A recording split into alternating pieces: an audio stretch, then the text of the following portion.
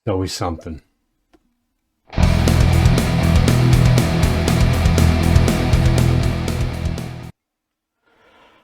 So I've been wanting to make this video for quite some time now, but it seems there's always something I'm adding or moving around, and it just never felt like it was right. But I think I finally got everything in here the way I like it for now, that it can stay. So this video is going to be a overview of all the gear I have in here and the stuff I use to record music and videos. So, on to the video. Okay, guys, so here we go.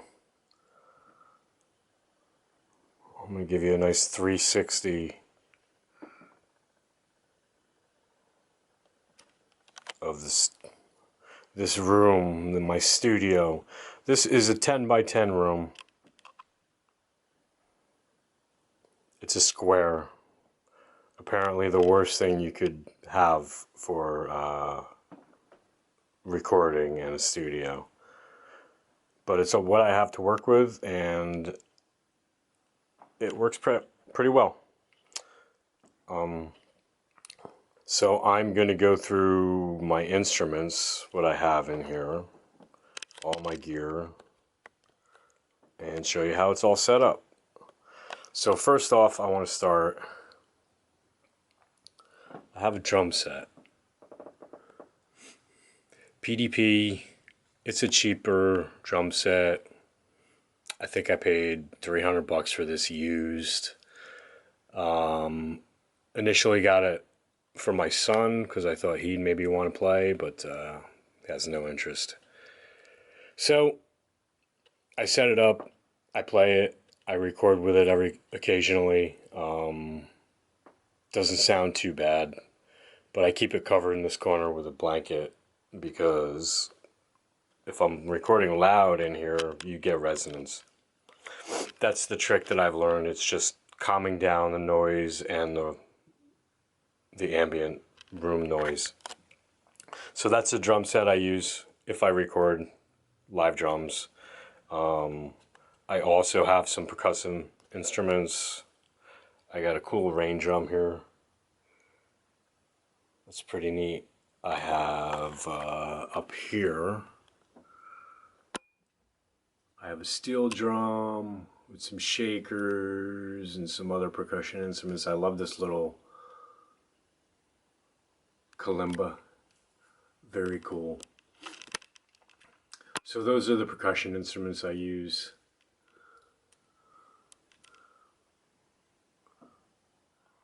Okay, so next up are my guitars and basses. This is a Washburn acoustic. I've had this guitar, gosh, probably 30 years, 27, 30 years now. I don't play it much anymore because the top is a little funky. The bridge went one way and the neck went another.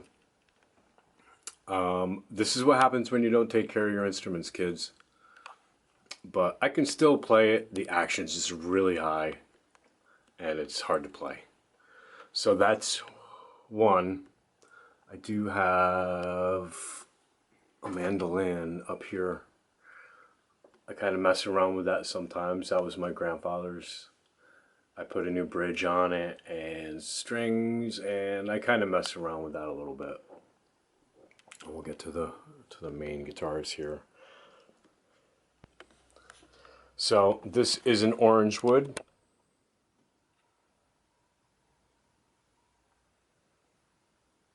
Sage Live.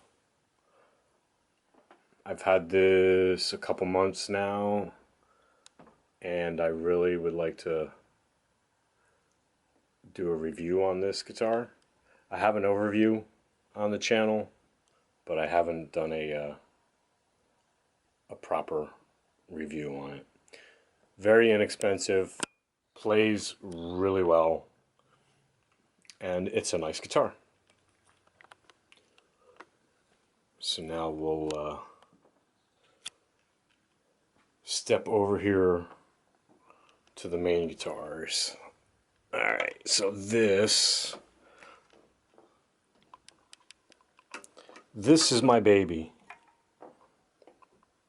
This is my To the Grave guitar. It is a 1987 Gibson Les Paul Custom Light. I love this guitar. This is the guitar I've dreamed of when I was a kid. The only thing I've done to it is I've changed the pickup rings and I put a new bridge on it because it had bridge collapse. Love, love, love this guitar. This is the guitar I grab most of the time when I come in here. So that's one. Two.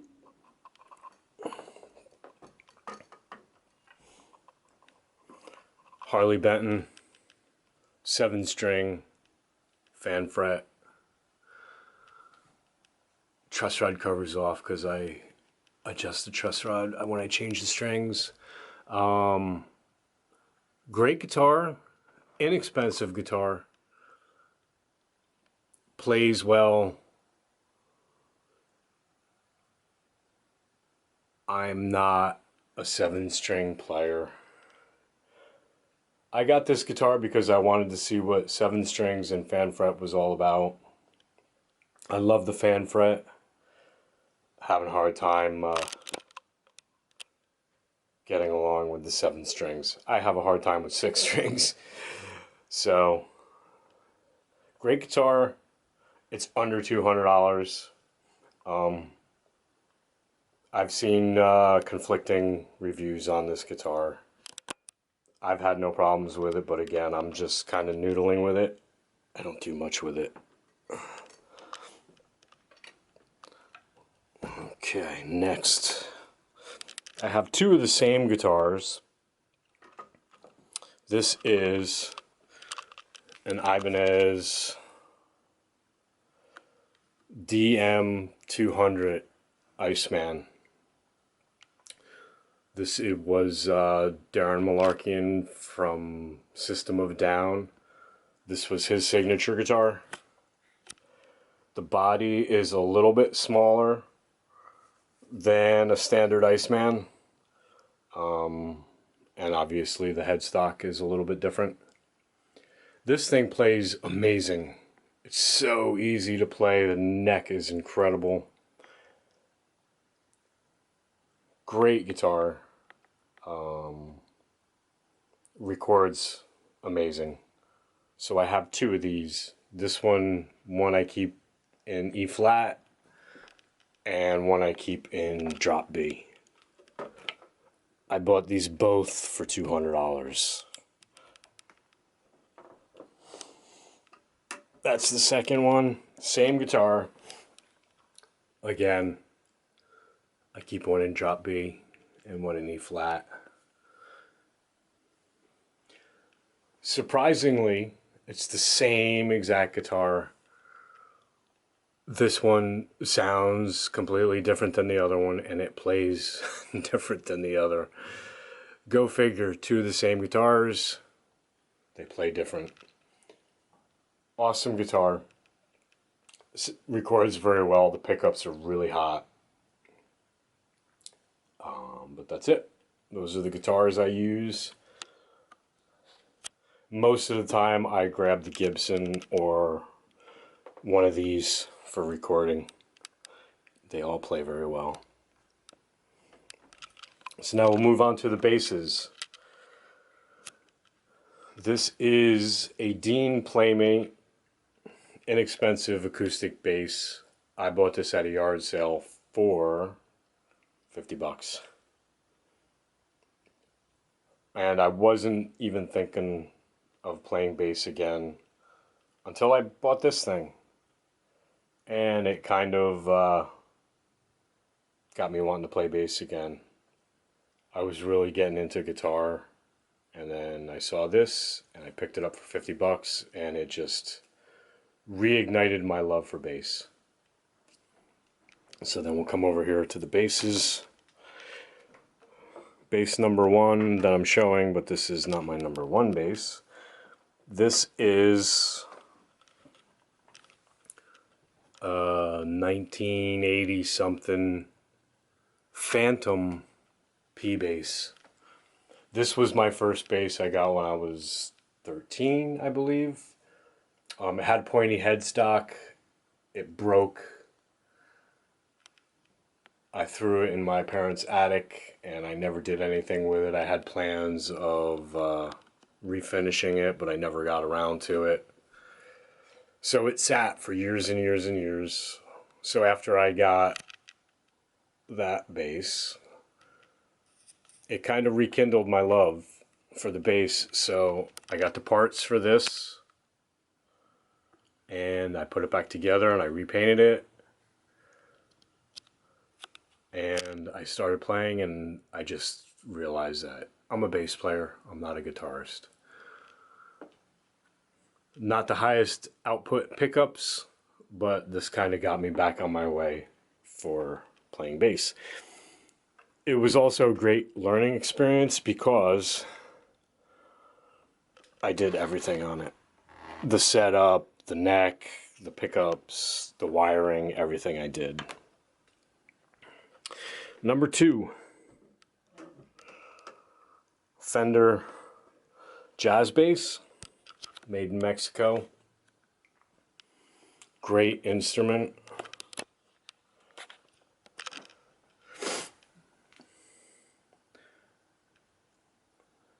I try, and I do not love the body offset. It sits very weird on me when I'm playing. Feels gigantic, and I just can't. I'm not loving it, unfortunately, but the neck is amazing. It's definitely not a P-bass neck. The jazz neck is something special, and it feels great. I do love the neck. I do love the sound. I just can't get past the offset body. Just not me. It doesn't fit me right. It doesn't feel comfortable. Plays great. Sounds great. Just can't get over the body shape.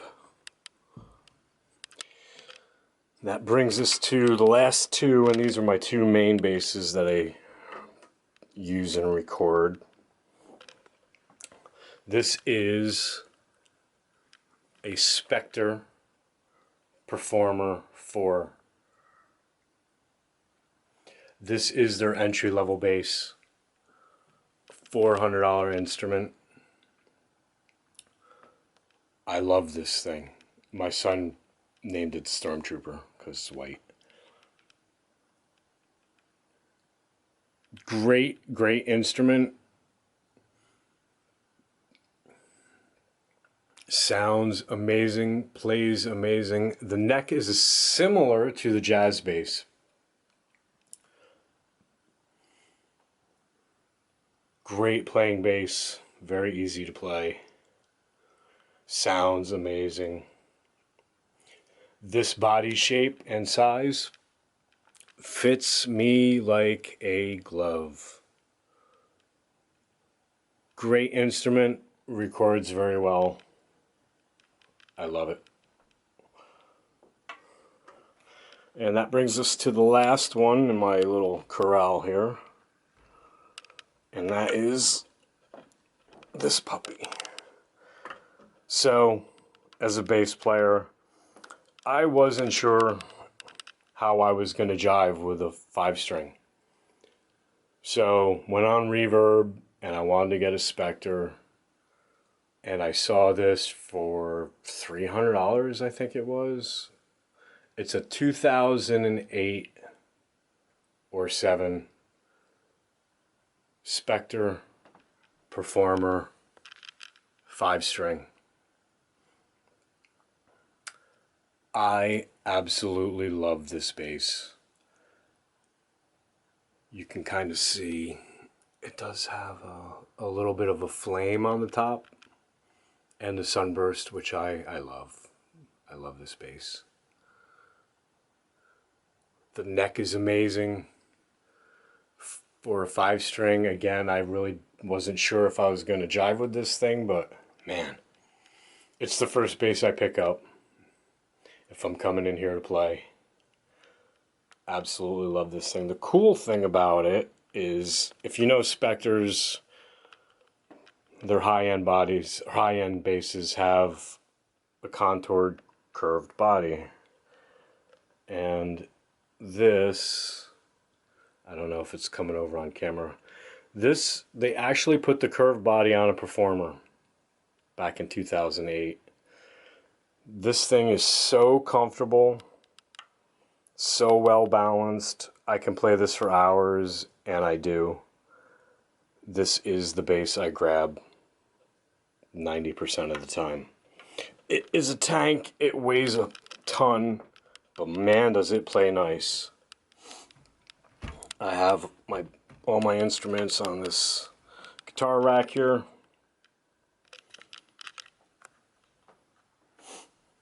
Set up, everything is within reach.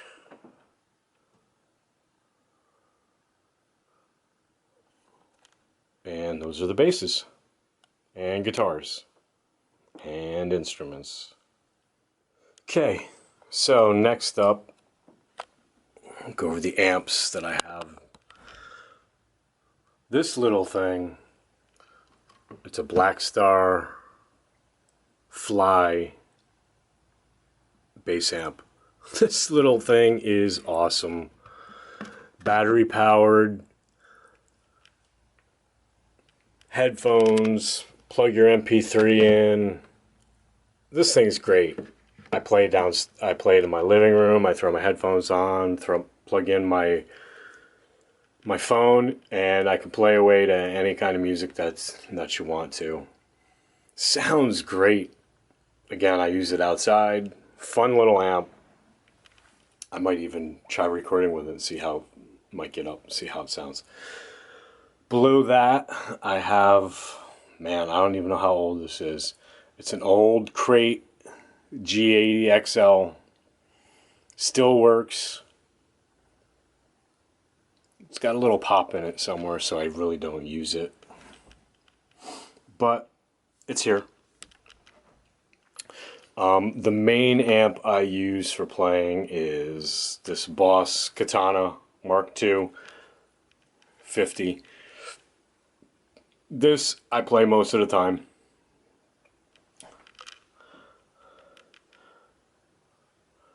Great amp. I'm not really a tone snob. I don't really search for tone. This has everything I need. All the effects, everything. I can maneuver most of it with the Boss pedal down there. Great amp. Plenty loud enough if I want to play with somebody. And like I said, I kind of use this for recording. If I want to have the amp in the room and get the, mic it up and move some air. Perfect mic for that, or perfect amp for that. Very inexpensive. There's a theme here that you're noticing. I don't have a lot. I didn't spend a lot of money on this stuff. So then we'll come over here. Here's my bass rig. Very basic, great little setup. I have a Harkey 112B. I always wanted a Harkey Trace Elliot setup. Now it's easy to do, and you don't have to have a gigantic rig in your room. Powering that, I'm using a Trace Elliot Elf. Awesome little amp, super loud, loud enough for anything I'm doing. The great thing about this little amp is it's got a DI, so I can take the signal from that and go right into my interface, turn the speaker down, and not making any noise. So that's the bass rig. I'll show you the pedals I'm using with that. I'm a very minimal guy. So down here, this is my main pedal I use. It's a Dark Glass Microtubes X7. I love this thing. This can get probably 90% of the dirty tones you want out of there. Very versatile and sounds amazing. That also has a direct out, so if I want the dirty tone from the bass going into the interface, I just use that. I have a couple cheap pedals. I have a chorus and I have a delay over with my guitar. I swap these around because if I'm using effects, I'm usually going and using plugins. I have my Korg pitch black there for tuning. Again, very minimal. Everything I need, it does. And over here on the guitar side, I have just a basic tuner pedal. There's the inexpensive delay, which works fine, and the Boss channel switcher. Again, this all works perfectly for what I'm doing. And that's the setup, and you can see I have them both set up on one side and the other of my desk. Everything is within reach. And those are the amps. Okay, on to microphones. I don't have a lot. This was my most recent purchase. It's a Lewitt LCT 240 Pro condenser. Again, budget friendly. Great mic, sounds amazing. Great mic, like it. I've been using this a ton. I also have a Presonus, I believe it's an M7 condenser. This came with the interface and the headphones in a studio package, which I bought.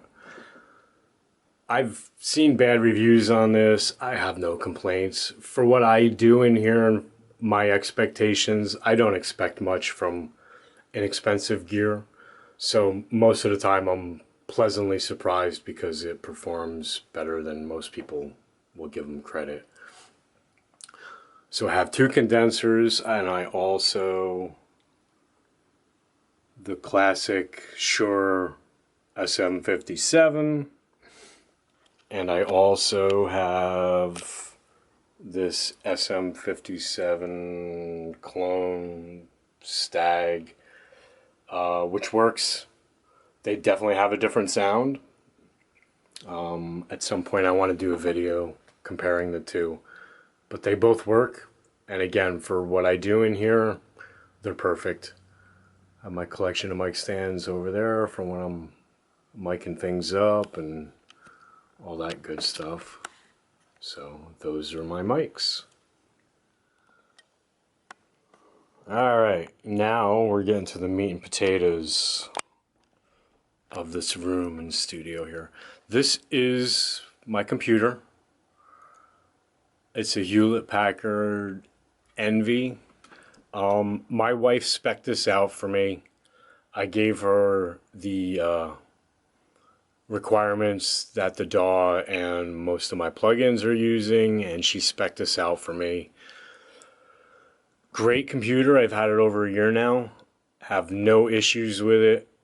I use this for music and video editing, and I've had zero issues with it. I do have an external hard drive which I keep most my music files and my sound libraries. Most of the stuff is on a hard drive, which keeps the computer free to do most of the processing. These are tips I've learned from other people that are recording at home and have limited space. Small monitor works well. I want a bigger monitor because my eyes are not as good as they used to. So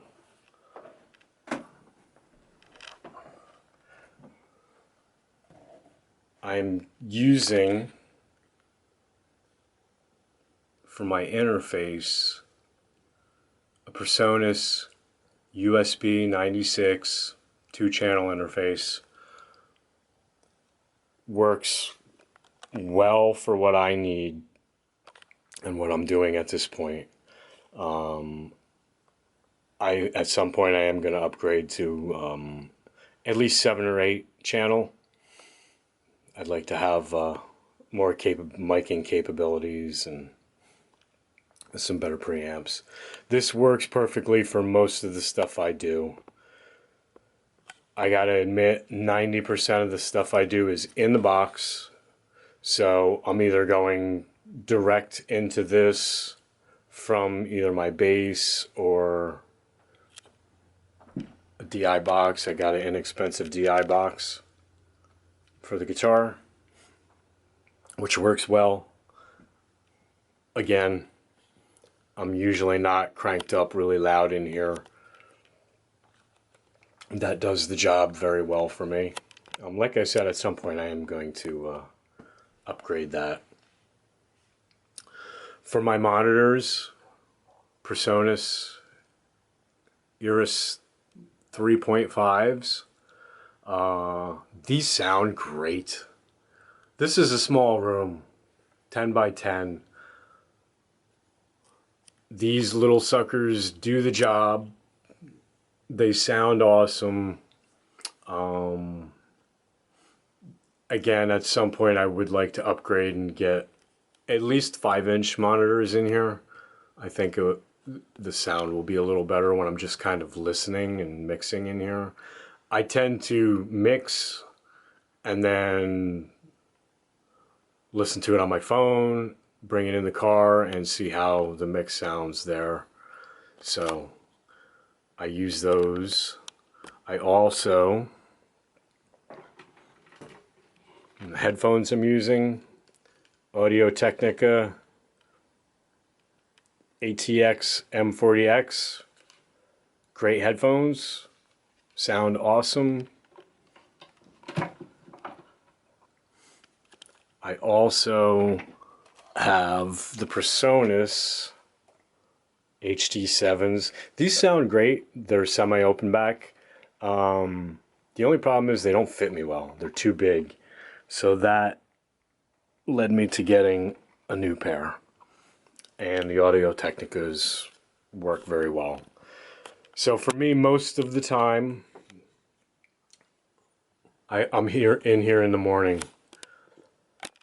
On weekends, when the family's sleeping, I can throw my headphones on, turn the monitors off, and I can come in here and record without annoying the rest of my family.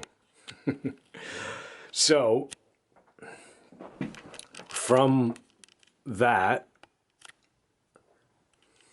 I use as my main recording DAW Studio&quot Professional. I upgraded from Artist because I wanted more features. There's certain things when you get a DAW that you may feel you need, I don't need. Everything is a learning experience. This has worked well for me. It took me a while to learn the ins and outs of how this works and how everything works inside. But Studio&quot is what I use with some plugins, and works great. I have 0 complaints. I did subscribe to PreSonus Sphere, which you get all the updates, you get all the plugins as they come out. Unfortunately, you don't own them, but I use them all the time. And to me, it was a no-brainer. So I got Studio&quot with the with my interface. So that's what I learned, and that's kind of what I use. So from that, I also, my MIDI controller is an Akai MPK Mini. Works for what I need. I do use this quite a bit for recording and writing. I like to write and use it for some ambient sounds in the back. My only issue is, and this is kind of with everything, you have to be a little forward thinking when you're purchasing gear. I thought when I was looking for a MIDI controller that I was going to use the controls and pads and all that stuff, and I didn't need a lot of keys. So this was perfect. What I'm finding is that I don't use any of these and I want more keys. So at some point I'm going to upgrade and get a bigger keyboard with more keys, because I really do like noodling around on the keyboard, piano. I don't like having to push the octave buttons to get full scale keyboards, but it works and it does the job for what I'm doing now. All right, so as far as everything else in the room, I'm going to start with this desk. I built this desk myself. I do not consider myself a woodworker by any means, but I did take my time and I built myself a little desk. I couldn't find a studio desk which fit my needs in this room because it is a small room. So I didn't want a giant desk in here. So I built myself a desk and it works perfectly. And I really enjoy it.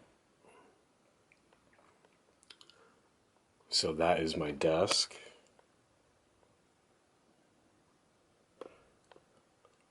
My studio monitors are on just some piping, which I thought looked kind of cool. They're modular, so I can take that off if I want to. And maybe if I do get some bigger ones, I can put the monitors on the side on stands. It's modular. I can take this thing apart, move it, add to it, do whatever I need. That was part of my thinking when I was coming up with this design. I got my cables, all my mic cables and guitar cables on the side.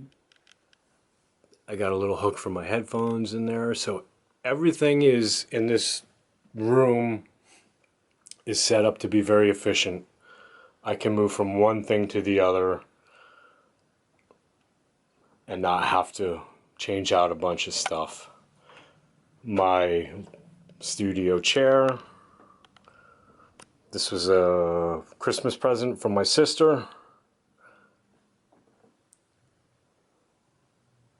It's white. I like it.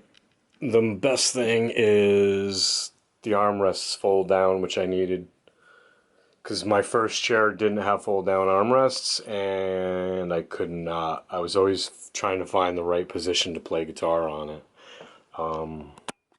I believe this is an Amazon chair. Habada, however you would pronounce that. It's comfortable. I'm not in here for 8-10 hours a day. I'm in here a couple hours in the morning, maybe a couple hours at night. So it completely serves the purpose that I need in here. I do have some acoustic treatment up to cut down on the reflections on all the walls. This corner right here, let me get out of that light. This corner, the door to the room is right here. And then the closet is right there. So in the corner, I keep my guitar cases and gig bags behind the door. But when I'm recording, I do this. It really cuts down the reflections. Again, I have some acoustic treatment back there. This is just a cool tapestry. And my little alien dude up there. You gotta have vibe in your room, right? This is the window. I keep that covered up if I'm recording. Heavy curtain, and I have blackout behind it. I do have some shelves with my little knickknacks, I guess you call it. I'm a big Star Wars fan. I love Boba Fett. Joey Jordanson mask, rest in peace. I got some Ace Frehley strings that he signed for me at some point.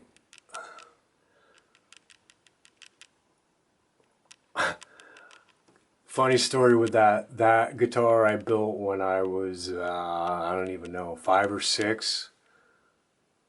I was a huge Kiss fan. I still am. But at the time, I wanted a guitar, so I built this. It's supposed to be a Les Paul, but that was my first guitar, and it was in my parents' attic, so I brought it here and I hung it on the wall as a reminder that I've always loved music. So this is the room. Super comfortable for me. Does everything I need to do in here. Oh, I have to say that little cloud above the desk and above my chair probably did the biggest cleanup of sound in here, along with obviously the first points of reflection are going to be on the walls. This room with the door shut and everything going is very tight. It's a very dry sound. So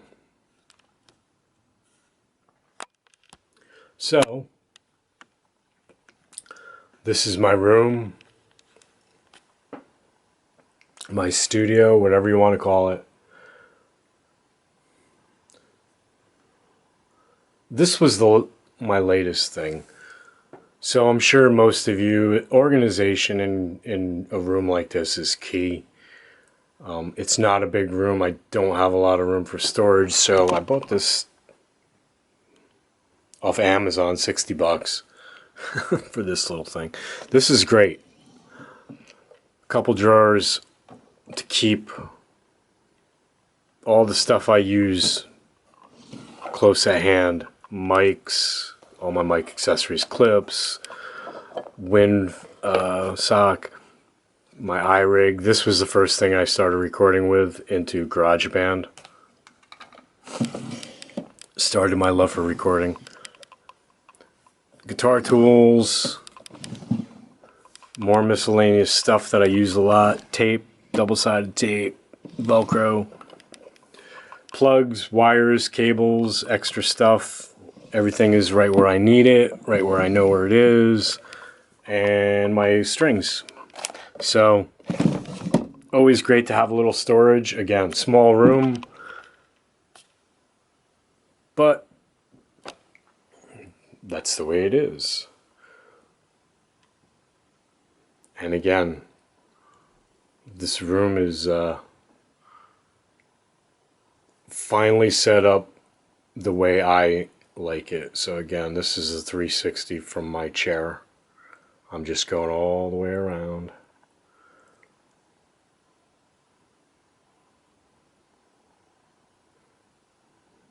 And that's it.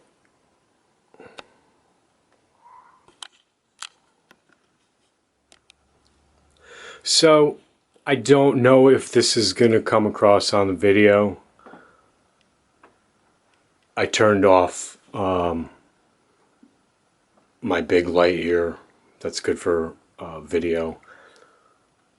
This light's usually not on, so let's see here. This is kind of the way the room is when I'm in here and recording. I like a nice vibe. Nice atmosphere. It's super comfortable and it's exactly the way I like it.